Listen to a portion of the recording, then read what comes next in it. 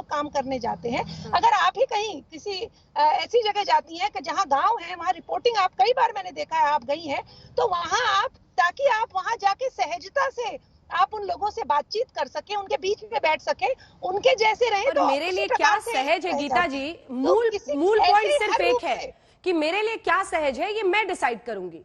मुझे सर्टिफिकेट इसके आधार पर कोई और व्यक्ति नहीं दे सकता है। और ये सिर्फ उस जीन्स की बात नहीं है, उनकी पूरी भाषा आप सुनिए। पहले देखा गम बूट है, मतलब वो भी ऐसे बोला जैसे पता नहीं क्या पहन लिया है महिला ने। उसके बाद वो जीन्स पर, फिर कड़े पर भी टिप्पणी की। सोनम महाजन, जो बातें गीता जी कह रही हैं, क्या उस दलील में आप विश्वास रखती हैं जो वो कह रही हैं कि सहजता के लिए उन्होंने कहा? सोनम जी।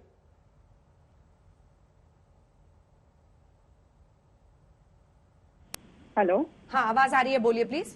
जी जी, जैसे आपने कहा कि सहजता क्या है, सभ्यता क्या है, ये कोई एक व्यक्ति डिसाइड नहीं कर सकता। नॉर्मल क्या होता है, जो बहुत सारे लोगों को ठीक लगे वो नॉर्मल होता है, और ये नॉर्मल भी समय के साथ साथ तब्दील हो जाता है।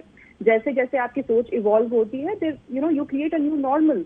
और रही बात इस बात की कि इसको एक संदर्भ में कहा गया है और इसको तोड़ मरोड़ के बोला जा रहा है, उसके लिए मैं ये कहना चाहूंगी कि अगर संदर्भ ये है कि भारतीय संस्कृति जो है उसमें आपको मॉडर्न कपड़े नहीं पहनने चाहिए या आपके घुटने दिखें, इस तरह की जीन्स नहीं पहननी चाहिए, तो फिर ये मर्दों पे भी तो अप्लाई करेगा। हमने ऐसे बहुत सारे पॉलिटिकल आउटफिट्स देखे हैं जिनके जो यूनिफॉर्म है वो निकल्स रही है। ऐसे बहुत सारे पॉलिटिकल रैलीज हमने देखी हैं जहाँ मर्द जो होते हैं वो लुंगी पहन के घूमते हैं। तो अगर सभ्यता की बात है, जिस्म दिखाने की बात है, तो फिर ये सिर्फ औरत पे क्यों अप्लाई होगा?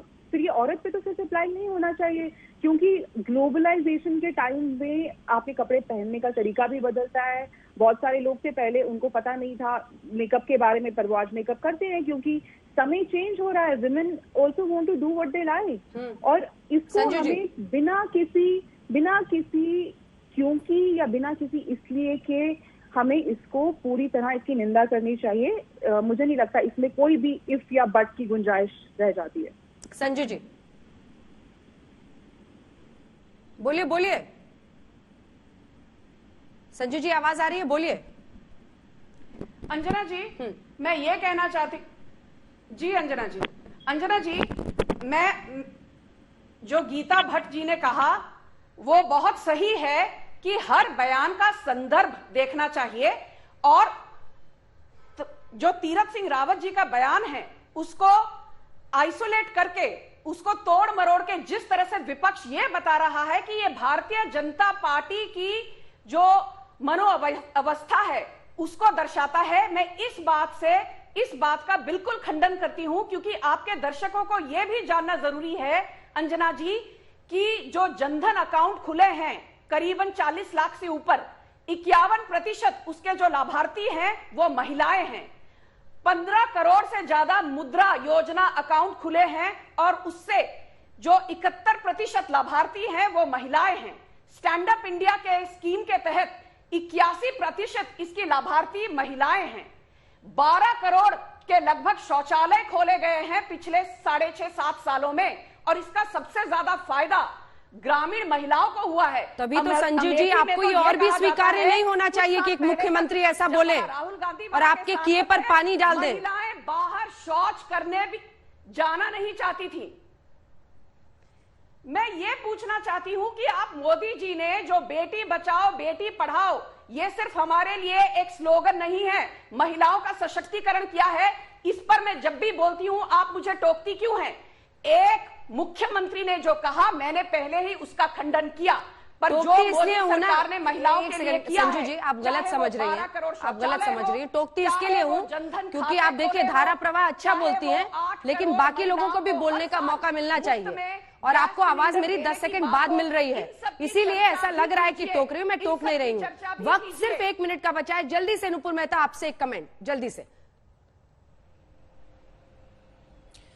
अंजना जी, मुझे लगता है कि संजू जी अपने बचाव में जो इतने और उदाहरण दे रही हैं, क्योंकि उनके पास और बचाव के और पहलू हैं नहीं, क्योंकि उनको भी पता है कि ये मुख्यमंत्री की जो ये टिप्पणी है, ये बयान आया है, ये बहुत ही निंदनीय है और शर्मनाक है, और उनको बचाने के लिए उनका समर्थन करते हुए वो हमको बहुत और उदाहरण दे रही हैं। और मुझे लगता है कि कोई भी भारतीय संस्कार भूलते नहीं है, और पहनावे से, कपड़ों से कोई भारतीय संस्कार की आलोचना नहीं होती है, कोई उसका शोषण नहीं होता है।